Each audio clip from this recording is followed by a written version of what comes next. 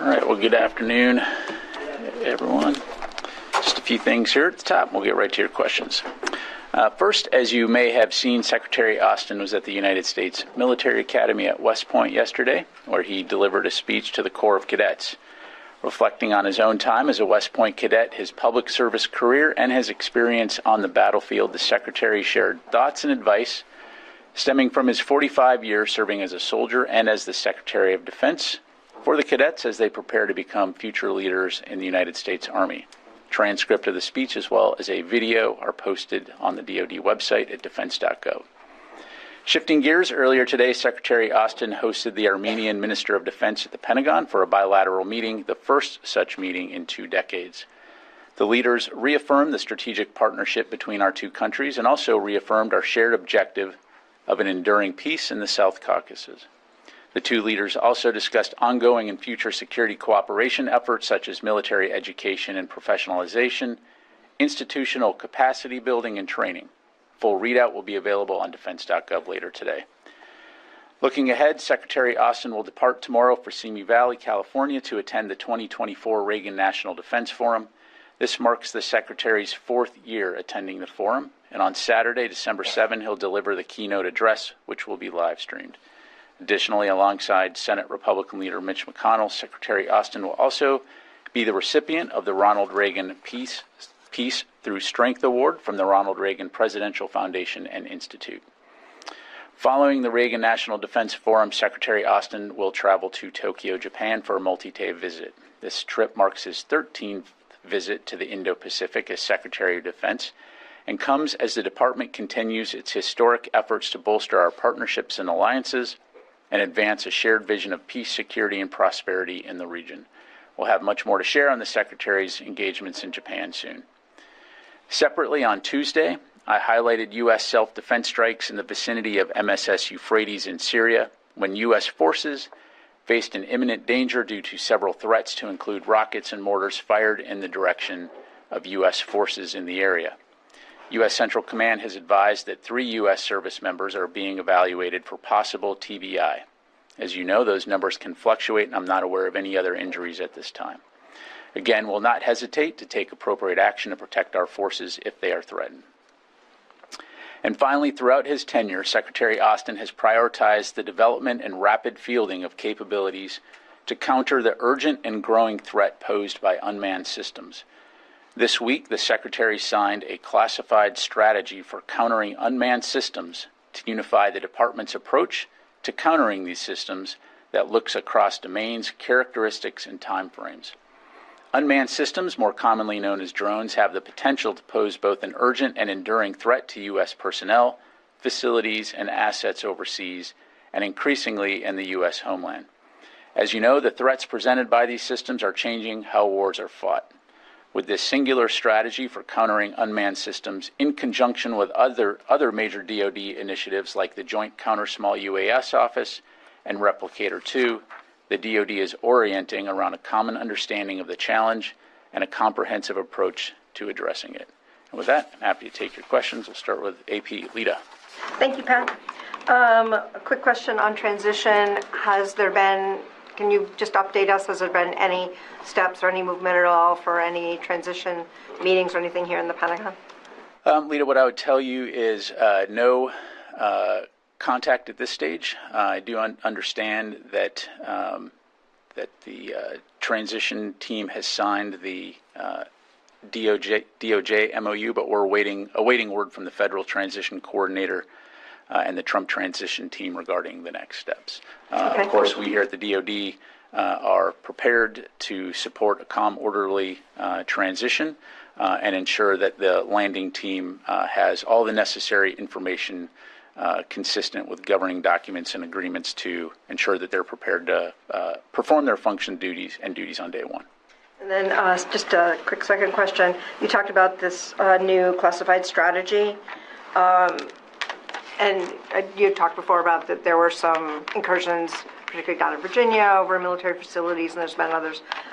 Is there anything in the strategy that's more tactical that allows commanders to do anything, or is this just a broad statement of policy? Of course, it's got all kinds of good information, but it's classified, so I can't talk about it. No. So really, Lita, again, recognizing that the strategy is classified, we will have an unclassified fact sheet that we'll be providing soon. Really, just kind of looking at how we'll approach this. One is ensuring that the department is prepared to conduct counter unmanned system operations, counter UAS operations. Two is looking at how we respond to incidents that do occur by pulling together subject matter experts and resources. And then third is tracking equipment and counter UAS equipment, UAS, one aspect of drones. So really, again, broad brush. It's kind of looking at this in a comprehensive and cohesive way. Again, I'm not going to go into the specific tactics, techniques, procedures at this point, but it enables the department to approach this in a way, again, that's comprehensive, cohesive, and holistic. Thanks. Carla. Thanks. Going back to Syria, you mentioned the 3 service members being evaluated for TBIs. Who is responsible for that attack? Who did the U.S. military target on Tuesday? Yeah, again, as I highlighted on Tuesday, I mean, that's something that we're still assessing. It's, again, important to highlight that region has been so first of all, we know that Iranian-backed militia groups operate in that area. We also know that Syrian regime forces operate in that area. But this location has been used in the past by groups like Iranian-backed militias to target U.S. forces at MSS Euphrates. But again, in terms of who is operating those vehicles or who is firing those rockets and mortars, that is something that, as I understand it, CENTCOM is still assessing. True, but you did mention a T-64 tank last time. Isn't that normally something that's used by the Syrians or the Russians, not Iranian militia groups? Entirely possible, Carl. Again, as I just highlighted, I mean, we do know that there are Syrian regime forces in that area, but in terms of at that moment and who is doing what, that's something that, again, as I understand it, CENTCOM's still looking at. So. Okay, and then one last one on Ukraine. Is the Pentagon still committed to using up all of the funds that Congress approved to send to Ukraine? I think we're at $6 billion PDA left and $2 billion roughly in USAI. Right, 2.21 billion in USAI and 6.8 billion in PDA. And again, to be clear, the direction that we've received from the White House is to make every effort to continue to rush security assistance to Ukraine and employ the authorities that we have. And we're doing exactly that. I mean, the thing that hasn't changed is the sense of urgency within the department in terms of supporting Ukraine, understanding that the fight that they're in, and we've been doing that for upwards of 3 years, almost 3 years now, and we'll continue to do that and continue to ensure that we're speaking with them and our allies and partners to enable Ukraine to defend its freedom and its sovereignty. Constantine. Thanks, Pat. Moving to South Korea, could you give us an update on the status of U.S. forces in South Korea? And specifically, can you speak to whether troops there are still under any restrictions? So first of all, to my knowledge, Constantine, no change in force posture. And, we're obviously doing due diligence in terms of accountability and things like that, but I'm not aware of any significant impact operationally, physically, safety-wise on any U.S. forces in South Korea. Of course, we are in contact with our ROK counterparts, the Ministry of Defense, but yeah, bottom line is I'm not aware of any impact in that regard. And just to be clear, troops are free to go off base as they choose? To my knowledge, that's the case. Of course, certainly I'd recommend you reach out to USFK, but I'm not aware of any changes in that regard. Thank you very much. Brandy. No, Thank you, Pat. On the new counter-unmanned strategy, how long was that in the making, and was it prompted by the sort of recent increasing reports of incursions over U.S. military bases both abroad and in the States? Thanks, Brandy. I don't have a specific time frame to give you other than to say that this has been, I'm confident that this has been work that's been going on for some time. I mean, If you go, you've been following this very closely. The impact that drones have had on the battlefield. This is not necessarily a new thing, but what we're seeing is the way that drones are being applied, the impact of how they're being used is something that, again, we can't just deal with ad hoc. We need to do this in a comprehensive, cohesive manner. And so that's really what this strategy does, is it essentially enables the department to look across the entire department and our interagency partners how we can best work together to address this. So to answer your question, no, this is not a response to recent events. This is work that's been going on for some time, and obviously very important work.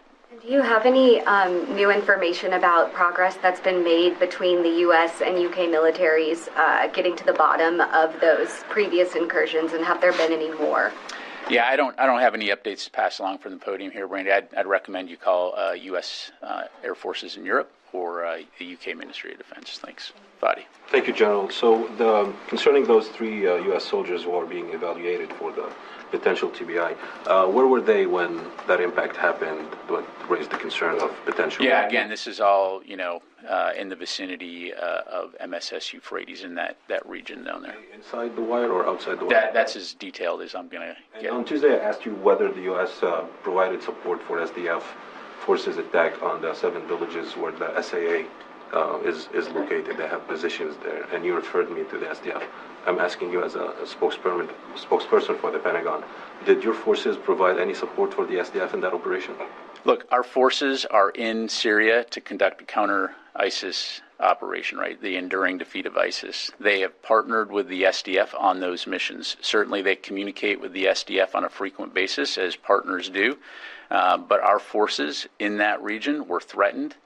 We took action to mitigate that threat, and we'll do so again. And so, again, they're communicating with one another. We're aware of what the SDF is doing. I'm not going to talk about SDF operations. I'll let them talk about their operations.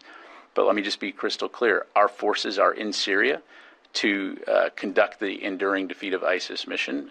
We're doing that in partnership with the SDF, and I'm just going to leave it there. With all due respect, General, I'm not asking about SDF operations. I'm asking about your operations.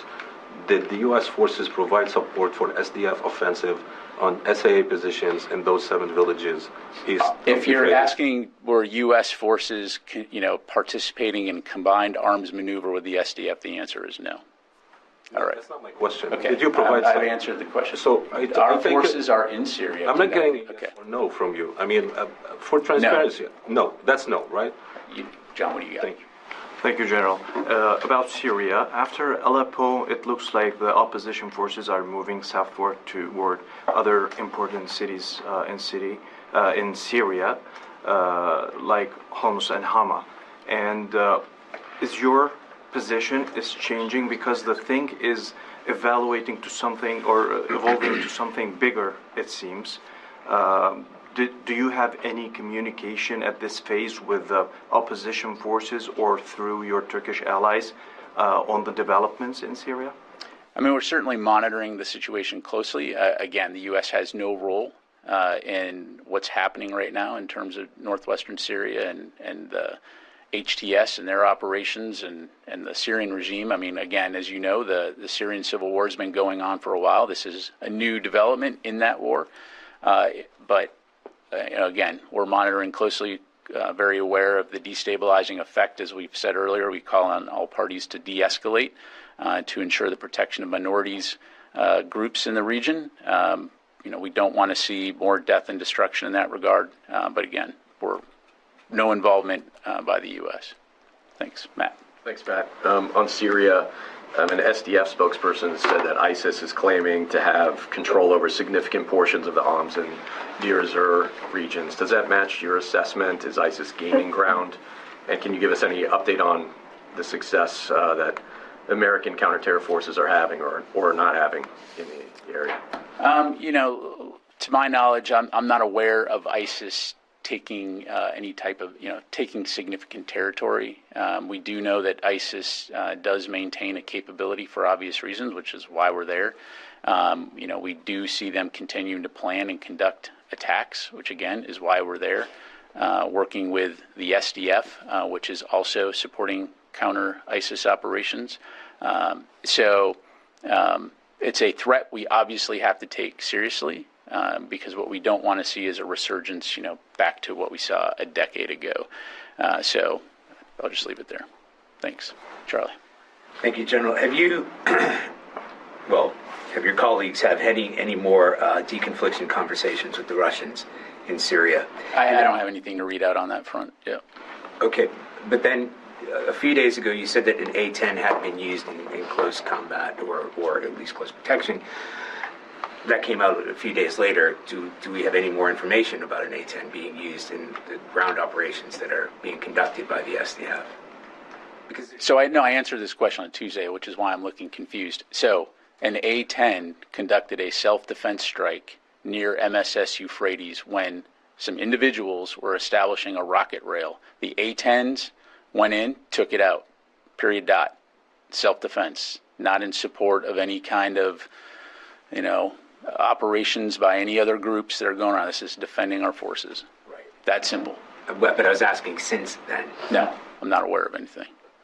Thanks. Janie. Thank you, General. Two questions on South Korea and issues related to South Korea and the United States. First question. How do you assess the fact that South Korea's martial law declaration was inevitably lifted without armed conflict under the president's authorities to protect liberal democracy and prevent national security threats? That's really a question that you need to ask the ROK government about. I'm not going to comment on their domestic. No, I'm not going to get into discussing allied nations' domestic politics or management. Second question. The United States, South Korea Nuclear Consultative Group, NCG meeting, the last meeting of the Biden administration was scheduled to be held in Washington, D.C. this week, but was canceled. Can you tell us why it was canceled, or will you resume on a different day? I don't have any updates to provide in terms of rescheduling. Again, just given the events in ROK, it was deemed a prudent measure, and we'll keep you updated in terms of a new date when that's rescheduled. Thank you. Oren. Two questions in the Middle East, one Syria, one Lebanon. What steps has the U.S. military taken in Syria in light of the security situation and to prepare for what looks like the possible collapse of the Assad regime? So I'm not going to speculate about the future of the Assad regime. Oren, again, our forces are in Syria to support the enduring defeat of ISIS. We're obviously going to take appropriate measures to ensure that those forces are protected. But, and as it relates to the ongoing Syrian civil war and what you see in terms of the various groups fighting one another, that's something that we're going to continue to monitor. As we've highlighted, we would call on all parties to de-escalate. But from a U.S. military standpoint, our focus continues to be on the defeat ISIS mission. And then can you update us on the effort of General Jasper Jeffers as part of the ceasefire monitoring mechanism? Has that advanced to a point where it is fully functioning, or what can you say to that? I don't have any more detailed updates to provide from what I gave out on Tuesday. General Jeffers is in Beirut working out of the embassy. But again, we'll keep you updated as we have new information to provide. Let me go back to Wafa. Yep. Thank you, General. In light of the quick advances the opposition in Syria is making, if you can explain a little bit how the Pentagon will address the new circumstances on the ground in Syria. Is the Pentagon ready to engage with elements of this opposition? And also, are these circumstances will have impact on the U.S. forces' posture in Syria? So let me make sure, just to clarify, are you asking, will the U.S. reach out to HTS elements of this opposition? No. I mean, it is a terrorist group, so no plans to do that. And again, as I mentioned, the U.S. has nothing to do with that offensive. And as far as it relates to U.S. personnel in Syria, I'll say it again: the whole reason our forces are there and have been there is to support the enduring defeat of ISIS mission. We'll continue to work with partners like the SDF toward that end. That is our mission. So. Do you have any concerns that this situation in Syria can spill out into Iraq? Well, I mean, that's what you saw 10 years ago, right? As essentially the security vacuum that was created by the repressive measures of the Assad regime instigated the rise of ISIS, which did spill over into Iraq, which is why U.S. forces have been working very closely with an international coalition for a decade now to prevent the resurgence of ISIS so that can be contained. Again, as it relates to what's going on in northwestern Syria, we're obviously all watching. We want to see a de-escalation. We understand the potential ramifications regionally, but right now, from a U.S. military standpoint, our focus continues to be on preventing an ISIS resurgence. There are some reports about Russia withdrawing naval assets from Syria. Do you have anything on this? I don't. I'd have to refer you to the Russian MOD. Let me go to the phone real quick. Jeff Shogel, task and purpose. Hi. I know this has been covered, but Al Monitor is reporting that when the U.S. troops on Tuesday were attacked, they were supporting a militia, possibly part of the SDF, that was fighting the Assad regime. And I was just wondering if there's any information about this. I know you may say, Jeff, you need to talk to the Assad regime, but I think they're looking at flight tickets and hotels at the moment. Yeah, thanks, Jeff. I mean, very similar question to what your colleague Fadi just asked, and so I'll try again. So we have U.S. forces that are operating at MSS Euphrates. They're obviously in partnership with the SDF when it comes to the enduring defeat of ISIS mission. We do communicate with the SDF. We are aware in many cases of their operations to ensure that our forces know who's doing what. In this particular case, I'm not going to talk about SDF operations. I'm not an SDF spokesperson, and so I'm just not going to do that. U.S. forces are in that region. Are they communicating with the SDF? Of course. Were U.S. forces threatened when the elements that I highlighted earlier started threatening our forces? We took appropriate action to mitigate that threat, protect our forces. Again, our mission in Syria has not changed. It's the enduring defeat of ISIS. And again, I'll leave it there. Let me go to Jeff, Defense News.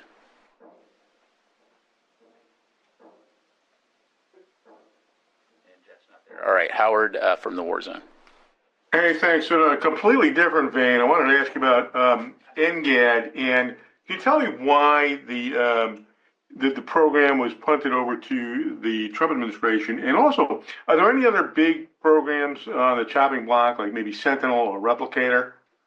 I'm sorry, which program were you saying was punted to the Trump administration? Program or Replicator? Well, Howard, I'm not going to talk or speculate about the future. I mean, as you know, the Department of Defense, our mission is to defend the country, and that doesn't necessarily mean that we're putting time limits on the things that we do. And so, unmanned systems, drones, are going to be something, again, that we will need to take a holistic, comprehensive approach to addressing for all the reasons that as you see playing out in places like Ukraine and other areas of the world. So the Department of Defense is administration agnostic in that regard, and that our focus is on defending the country. Again, I won't speculate on what future administrations may do, but I can be very confident in saying that we'll do everything we need to do to defend this country. Thank you. Take a couple more here. You go to Noah, and then we'll go to Jared. Just to start out with a couple cleanup questions. You said soon on a fact sheet releasing about the new strategy. When is soon? hopefully today. And on the conversations with the counterparts in the ROK, can you tell us what level those are and when they've occurred? I'm assuming not at the Secretary's level. Yeah, I don't have anything to read out in terms of, or announce in terms of the Secretary speaking to the ROK Minister of Defense. Certainly, we'll keep you updated in that regard. We have been in contact with the ROK Ministry of Defense at multiple levels, to include from here in DoD. But I don't have any dates to pass along in that regard. And just a quick last one. There was a call reported and acknowledged later between the chairman and General Gerasimov of Russia that happened last week. And the call was not immediately read out afterward, given that there was secrecy concerns between the two of them. I was wondering if we can have a commitment from you, sitting at the top of the briefing room here, to read out in the future such calls, given that the details that are provided are not exactly comprehensive in all of them. Yeah, look, I mean, as far as Joint Staff goes, I'd refer you to Joint Staff. Certainly I know, just like we do, they endeavor to do all they can to be as transparent as possible about these kinds of things. And so certainly, we'll continue to work toward that end, Noah. Jared, and then we'll get you a question as long as it's related to current news of the day. Yes, sir. Thanks, sir. I think we've covered this pretty well, but I just wanted to make sure we cover every base here. You mentioned that what transpired in Deir ez-Zor, there was no U.S. combined arms maneuver with the SDF, but that the U.S. is often aware of their operations.